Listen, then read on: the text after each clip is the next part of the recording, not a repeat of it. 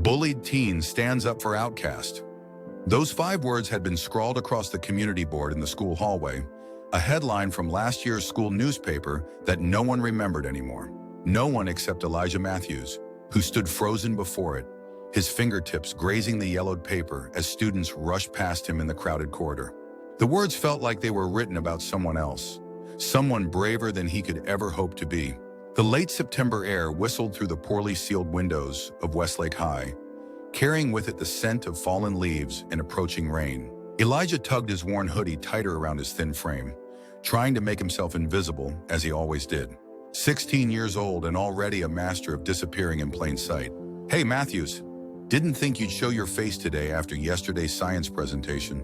The voice belonged to Derek Winters, captain of the lacrosse team and Elijah's primary tormentor since 7th grade.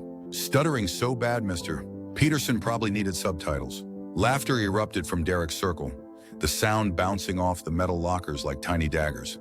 Elijah's cheeks burned, his eyes fixed on the scuffed toes of his secondhand sneakers. His mother had promised new ones last month, but the hospital bills from her latest treatment had come first. They always did. "What's wrong? Lost your voice again?"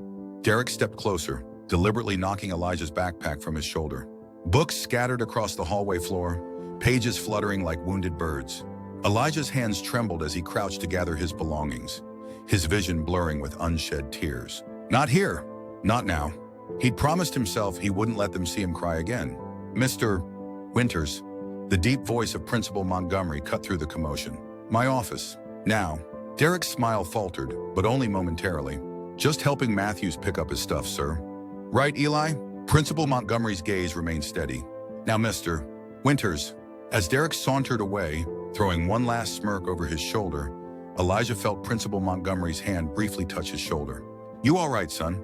Elijah nodded, not trusting his voice. Principal Montgomery was one of the few adults at Westlake who seemed to notice the bullying, though his interventions never lasted. Derek's father was the school board president, after all. "If you ever need to talk," the principal said, his voice softening, "my door is always open." But talking wouldn't help. Nothing would. Elijah had learned that lesson long ago. The rest of the morning passed in a blur of averted gazes and whispered comments. By lunchtime, Elijah's stomach was too knotted to eat. Instead of heading to the cafeteria, he slipped through the side entrance to the library, his sanctuary. That's when he saw him for the first time. The boy sat alone at a corner table, hunched over a battered copy of To Kill a Mockingbird. His clothes were even more worn than Elijah's. Jeans fraying at the hems, a gray sweatshirt that had seen better days, glasses held together with tape at the bridge. His dark hair fell in uneven waves as if he'd cut it himself. Something about the boy's solitude spoke to Elijah. Here was someone even more isolated than himself. For 3 days, Elijah observed the stranger from a distance. The boy never ate in the cafeteria, never spoke in the hallways. He seemed to materialize only in the library, always alone, always reading. No one approached him. Most students didn't even seem to notice him. On the 4th day, Derek and his friends discovered Elijah's hiding place. "Look who we have here." Derek's voice shattered the library's quiet. "Matthews and... who the hell are you?" His attention turned to the boy in the corner, who didn't look up from his book. "Hey, I'm talking to you, Charity Case." Derek snatched the book away. "What's your whim? What's wrong? Deaf as well as poor?" The boy still didn't respond, just stared at his empty hands. Something shifted inside Elijah then. A quiet breaking, or perhaps a quiet mending. Later, he wouldn't be able to explain it. This sudden unraveling of fear. "Leave him alone." The words escaped before Elijah could catch them, surprising everyone, including himself. Derek's eyebrows shot up. "What did you just say to me?" Elijah's heart hammered against his ribs, his palms slick with sweat. But he stood, legs trembling beneath his jeans. "I said leave him alone. He's not bothering anyone." Well. Matthews found his voice. Derek stepped closer, his 6-foot frame towering over Elijah. And his courage. How touching. "Is there a problem here?" Mrs. Abernathy, the librarian, appeared beside them, her thin lips pressed into a disapproving line. Derek dropped the book onto the table. "Just having a friendly chat, Mrs. A. Nothing to worry about." After they left, Elijah's legs nearly gave out. He collapsed into the chair across from the boy, who was staring at him with an expression Elijah couldn't read. "You didn't have to do that," the boy said quietly. Elijah shrugged, his racing heart gradually slowing. "They're jerks. I'm Noah, the boy said after a moment, extending a hand. Elijah. Noah's hand was warm and calloused, his grip firm despite his fragile appearance. You know they'll come after you worse now, right? Elijah nodded. He knew, but somehow sitting across from Noah, it didn't seem to matter as much. The following week was both better and worse than Elijah had imagined.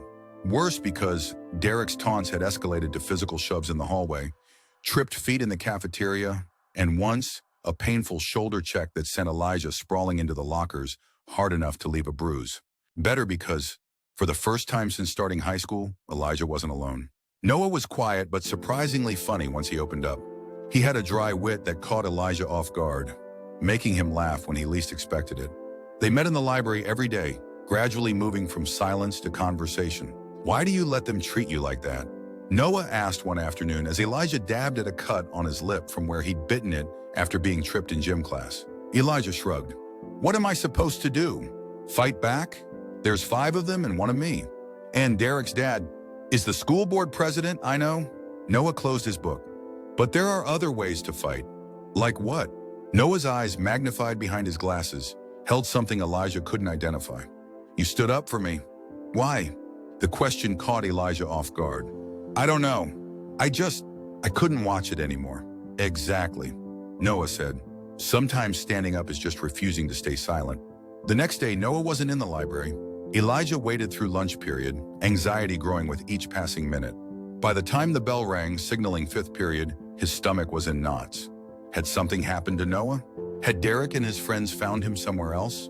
Elijah couldn't focus on his afternoon classes. By the final bell, he was convinced something was terribly wrong. He was halfway to the main exit when he spotted Noah waiting by the bike rack, shoulders hunched against the October chill. Where were you? Elijah demanded, relief making his voice sharper than intended. Noah glanced around before answering. I need to show you something. Can you come with me? They walked 6 blocks to a small coffee shop tucked between a laundromat and a secondhand bookstore. A bell tinkled as they entered, and the scent of freshly ground coffee beans enveloped them. My treat, Noah said, ordering 2 hot chocolates before Elijah could protest. They settled into a corner booth, steam rising from their mugs. Noah's fingers drummed nervously on the tabletop. I haven't been completely honest with you, he began. Elijah's stomach dropped. What do you mean? Noah took a deep breath.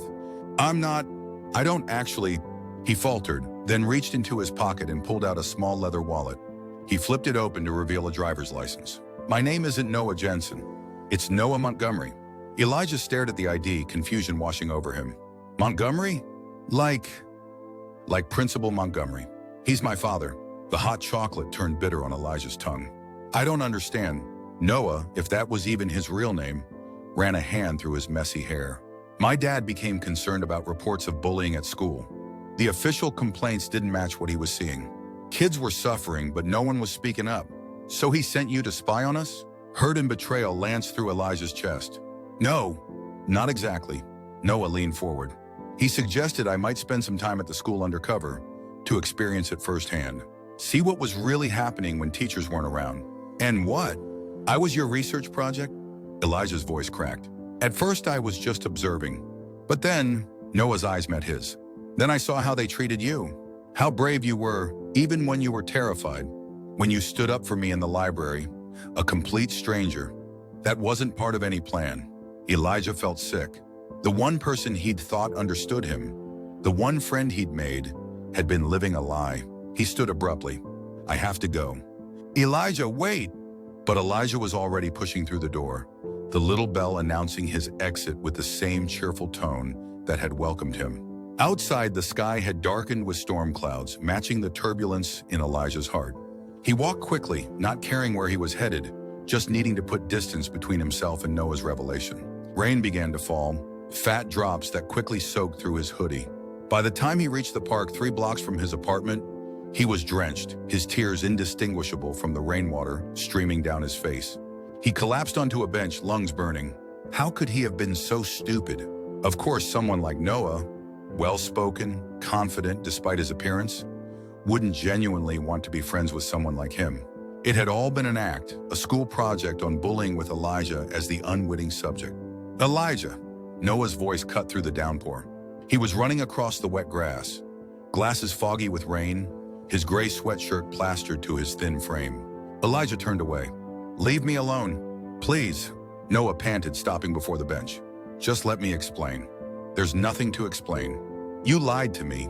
"Yes." Noah didn't deny it. "About my name, about why I was at school, but not about being your friend." Lightning flashed, illuminating Noah's face. Earnest, pleading. Thunder followed seconds later. "We should get out of this storm," Noah said, extending his hand. Elijah ignored it, but stood on his own. They walked in silence to the covered gazebo at the center of the park, rain drumming on its roof. "My dad didn't send me to befriend you specifically," Noah said once they were sheltered. "The plan was for me to observe and report back. That's all." But after that day in the library, he paused, removing his fog glasses to wipe them on his damp shirt. "No one has ever stood up for me like that. But you're not even really an outcast," Elijah argued. "You're the principal's son. You probably go to some private school where everyone loves you." Noah's laugh was hollow. "Fairmont Academy. And no, not everyone loves me there. Different uniforms, same problems." He put his glasses back on. "I've been bullied too, Elijah. Different reasons, but the same result.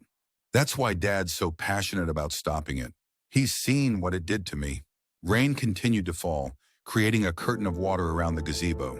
Elijah wrapped his arms around himself, shivering. "Here." Noah stripped off his wet sweatshirt, revealing a dry t-shirt underneath. "I had this under my jacket before I ran after you. It's not much, but it's better than that soaked hoodie." Elijah hesitated, then accepted the offering. The shirt was warm and smelled faintly of laundry detergent, a clean, homey scent that made Elijah's throat tighten. "I was going to tell you," Noah said softly. "Not this soon, but I was going to tell you. You're the first real friend I've made in years. I didn't want to keep lying. How can I believe anything you say?" "Fair question." Noah sat on the gazebo steps, his back against a post. "Ask me anything. I'll tell you the truth, the whole truth." And so, as the storm raged around them, Noah told Elijah everything. About his mother's death 3 years ago from cancer, the same disease Elijah's mother was fighting. About the crushing anxiety that had followed, making it impossible for him to return to Fairmont. About his father's decision to homeschool him while he recovered. "The undercover thing was actually my idea," Noah admitted. "Dad was worried about what was happening at Westlake, but he couldn't get a clear picture. Teachers reported one thing, students another. I suggested I could go in, just for a few weeks." "And what will happen now?" Elijah asked, his anger slowly giving way to exhaustion. "That depends on you." Noah's voice was quiet. "Dad already has enough evidence about Derek and his friends. I've documented everything. But if you're willing, your testimony would make the case stronger. Derek's dad will never let him be punished. Maybe not before, but things are different now." Noah hesitated. "There's something else you should know. The school board president position is temporary. There's an election next month, and my dad is running against Mr. Winters." The rain had slowed to a gentle patter, the worst of the storm passing. Elijah stared out at the glistening park, processing everything Noah had told him. "I need time to think," he finally said. Noah nodded. "I understand. But Elijah, no matter what you decide about the bullying documentation, I meant what I said. You are my friend." That part was never fake. As they parted ways at the park entrance, Noah hesitated, then pulled a card from his pocket. "My real number. If you want to talk, or if you don't, it's your choice." Elijah took the card, tucking it into his jeans without looking at it. That night, as his mother slept in the bedroom they'd converted to accommodate her medical equipment, Elijah sat at their small kitchen table, turning Noah's card over and over in his hands. Outside, the storm had cleared, leaving behind a sky scattered with stars. His phone lit up with a text from an unknown number. "Hope you're dry and warm. I meant everything I said." And Elijah set the phone down without responding, but he didn't delete the message. The weekend passed in a blur of hospital visits and homework. By Monday morning, Elijah had made his decision. He walked into Westlake with his shoulders back, Noah's card clutched in his hand like a talisman. Principal Montgomery looked up from his desk when Elijah knocked on his open office door. "Mr. Matthews, come in." Elijah sat in the chair across from the large oak desk, noticing for the first time the family photo displayed prominently. Principal Montgomery with his arm around a boy who was unmistakably Noah, though with shorter, neater hair and no glasses. "Noah told me everything," Elijah said, forcing himself to meet the principal's gaze. Something like relief flickered across Principal Montgomery's face. "I see. I want to help," Elijah continued. with your documentation. I want to tell you everything Derek and his friends have done, to me and to others. The principal nodded slowly. That's very brave of you, Elijah. But I need you to understand what you're volunteering for. There may be backlash. Mr. Winters has considerable influence in this community. I know, but Noah was right. Sometimes standing up is just refusing to stay silent. A smile touched Principal Montgomery's lips. He said that, did he? Sounds like my son. For the next hour, Elijah spoke. He described the daily torments, the verbal jabs, the physical intimidation, the social isolation. As he talked, Principal Montgomery took notes, occasionally asking clarifying questions, but mostly letting Elijah's words flow uninterrupted. Thank you, Elijah, he said when they'd finished.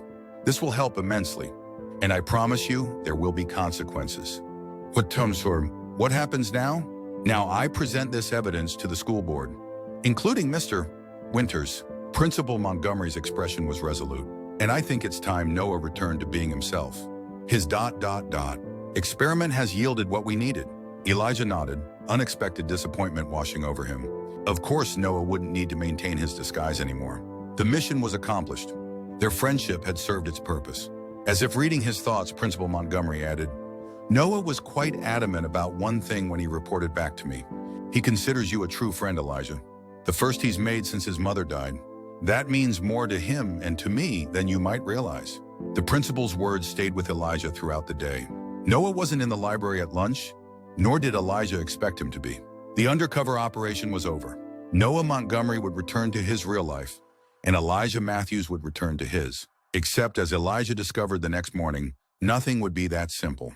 He arrived at school to find the hallways buzzing with conversation. A group of students huddled around someone at the main entrance, their excited voices carrying through the corridor. Is it true? You're really Principal Montgomery's son? Why were you pretending to be someone else? Elijah froze, his heartbeat accelerating. Slowly, he made his way toward the commotion. Noah stood at the center of the group, transformed. Gone were the taped glasses and baggy clothes. This Noah wore neatly pressed khakis and a blue button-down shirt. His hair was styled, his posture confident. Yet when he spotted Elijah at the edge of the crowd, uncertainty flickered across his face. Their eyes met across the sea of curious students. Noah said something to the group, then made his way toward Elijah. Hi, he said simply. Hi. Elijah shifted his weight from one foot to the other. You look different. Noah glanced down at his clothes. This is the real me. Well, the outside part anyway. He hesitated.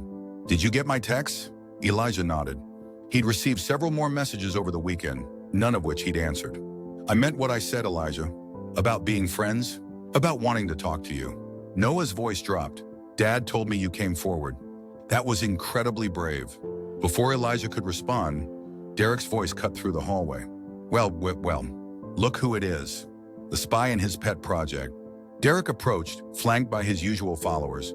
But something was different. There was a nervousness to his swagger, a forced quality to his smirk. Guess the principal's precious son needed a charity case to make himself feel better.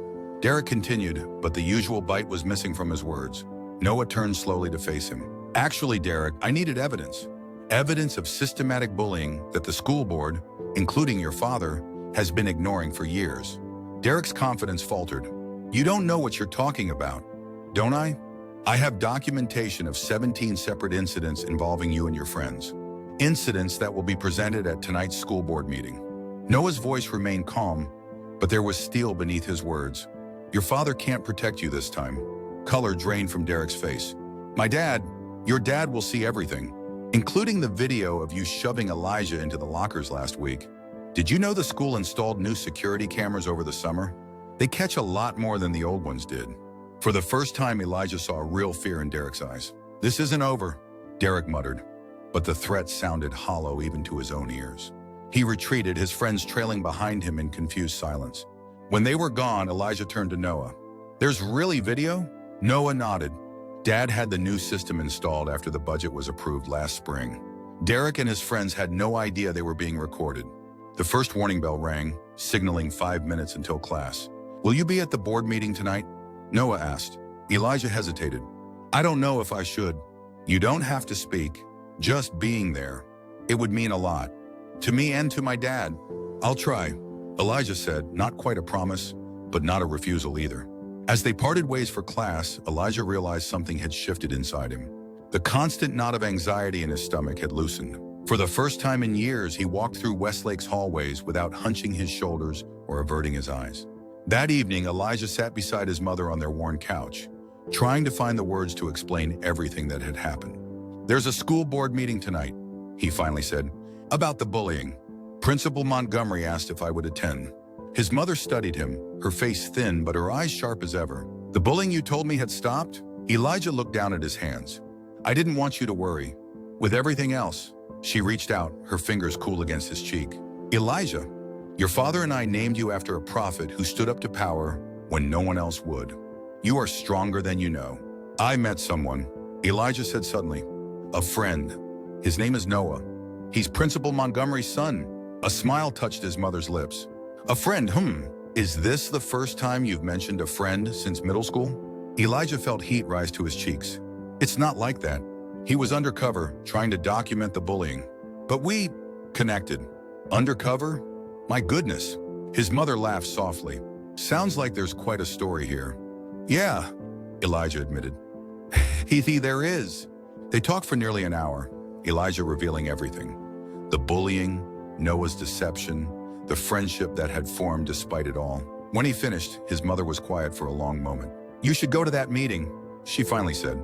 "Not for Principal Montgomery, or even for Noah. For yourself." The Westlake High School auditorium was packed when Elijah arrived. Parents, teachers, students.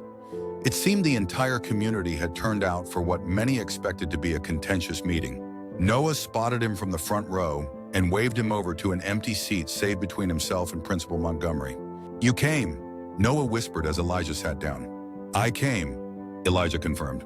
The meeting began with standard agenda items: budget approvals, facility updates, curriculum reviews. But tension mounted as Mr. Winters, a tall man with Derek's same arrogant set to his jaw, called for the final item, Principal Montgomery's report on student discipline. Principal Montgomery approached the podium, his expression grave but determined. "Thank you, Mr. Winters. Members of the board, parents, students, I come before you tonight with evidence of a serious problem at Westlake High School." For the next 20 minutes, Principal Montgomery methodically presented his findings. Security footage played on the large screen behind him, showing incident after incident of bullying, most involving Derek and his friends, many targeting Elijah. Whispers swept through the audience. Parents exchanged shocked glances. Teachers looked uncomfortable, some defensive, others ashamed. Mr. Winters attempted several times to interrupt, his face growing redder with each piece of evidence. But the other board members silenced him. "This pattern of behavior has been allowed to continue unchecked for too long," Principal Montgomery concluded.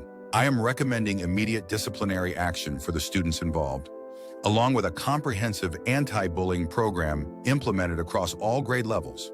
The chairwoman of the board, a stern-faced woman with silver hair, nodded gravely. "This evidence is disturbing, to say the least. Mr. Winters, do you have anything to say in response?" All eyes turned to Derek's father, who stood slowly, his expression thunderous. "My son is not a bully. He's a leader, a champion athlete. This witch hunt is nothing more than a political move by Principal Montgomery to discredit me before next month's election." Murmurs rippled through the crowd. "The evidence speaks for itself," Principal Montgomery replied calmly. "Doctored videos and hearsay," Mr. Winters shot back. "Where are the actual victims? If this bullying is so rampant, why aren't they here to speak about it?" A hush fell over the auditorium. Noah glanced at Elijah, concern in his eyes, but said nothing. This was Elijah's choice to make. For a heartbeat, Elijah remained frozen in his seat. Then slowly he rose to his feet. "I'm here," he said, his voice carrying in the sudden silence. "My name is Elijah Matthews. Most of those videos you just watched, that was me being shoved, tripped, mocked, and intimidated. By your son, Mr. Winters. By Derek and his friends. Day after day for years." Mr. Winters' expression hardened. "And we're supposed to take the word of one student? One obviously troubled, not just one." Another voice cut through the tension. A sophomore girl stood, her hands trembling. "They cornered me in the stairwell last month. Called me names. Took my project and destroyed it." Then another student rose. And another. One by one they stood. Students of different grades, backgrounds, social circles, all sharing their experiences with Derek and his group. Mr. Winter sank back into his chair, the fight visibly draining from him as more and more students spoke up. When the last student finished, the chairwoman adjusted her glasses. I think we've heard enough. The board will convene in private to discuss appropriate disciplinary measures. Meeting adjourned. As people began filing out of the auditorium, Noah turned to Elijah, his eyes bright with unshed tears. That was incredible. You were incredible. Principal Montgomery placed a hand on Elijah's shoulder. Thank you, Elijah. Your courage tonight changed everything. Outside in the cool evening air, stars glittered overhead as Noah and Elijah sat on the steps of the school, waiting for their parents. What happens now? Elijah asked. Noah shrugged. Derek and his friends will face consequences. Dad will probably win the election. And you. He nudged Elijah's shoulder with his own. You'll never have to hide in the library during lunch again? Unless I want to. Elijah replied with a small smile. I actually like the library. Me too. Noah's expression grew serious. Elijah, I need you to know something. When this all started, it was just an assignment. A way to help my dad. But somewhere along the way, it became about you. About us. The friendship we built. That's the most real thing in my life right now. Elijah was quiet for a moment, looking up at the vast expanse of stars. My mom always says that the truth finds its way to the surface eventually, like cream rising to the top. Is she a poet? A high school English teacher? Before she got sick, Elijah turned to face Noah. I was angry when I found out who you really were. But now, I think maybe it happened the way it was supposed to. If you hadn't been undercover, we might never have become friends. Fate works in mysterious ways. Noah agreed. I wouldn't go that far. Elijah laughed. But maybe sometimes good things come from complicated beginnings. They fell into comfortable silence, shoulder to shoulder on the cold steps. Two former outcasts who had found in each other something neither expected. A true friend, a steadfast ally, a kindred spirit. In the weeks that followed, Westlake High School underwent a transformation. Derek and his closest friends received month-long suspensions and mandatory counseling. Mr. Winters resigned from the school board, citing personal reasons, and Principal Montgomery was elected to fill his position. The anti-bullying program launched with an assembly where, to everyone's surprise, Elijah agreed to speak. Standing at the podium where just a month earlier his fate had changed, he addressed his peers with newfound confidence. Bullying thrives in silence, he told them, his voice steady despite the hundreds of eyes upon him. It grows in dark corners where no one is watching. But when we shine a light on it, when we refuse to stay silent, that's when healing begins. From the front row, Noah watched with pride as the former outcast commanded the attention of the entire school. Gone was the hunched posture, the averted gaze. In their place stood a young man who had discovered his own strength. After the assembly, they walked together to their now shared lunch table, no longer hidden in the library, but prominently placed in the cafeteria. My mom wants you to come for dinner this weekend, Elijah said as they sat down. She says she needs to meet this mysterious Noah who brought her son back to life. Noah grinned. I'd be honored. Dad's been asking about you too. Says he needs cooking tips from the Matthews household after tasting those cookies you sent. Just don't tell him they're store-bought. Elijah whispered conspiratorially. Mom and I can't bake to save our lives. They laughed, the sound rising above the cafeteria din. Two boys who had found in each other the courage to be themselves, to stand tall in a world that had once seemed determined to keep them small. Outside, autumn leaves danced across the school lawn, gold and crimson against the clear blue sky. Inside, at a table that grew more crowded each day as other former targets of bullying joined them, Elijah Matthews and Noah Montgomery sat side by side. No longer the bullied teen and the outcast, but simply two friends who had discovered that sometimes the greatest acts of courage begin with the smallest stands against injustice. And on the community board in the school hallway, a new headline had replaced the old, Students Unite to Create Bully-Free Westlake. Beneath it, a photograph of Elijah and Noah, arms around each other's shoulders, smiling into the camera with the unguarded joy of those who have found their place in the world, and in doing so, helped others find theirs as well.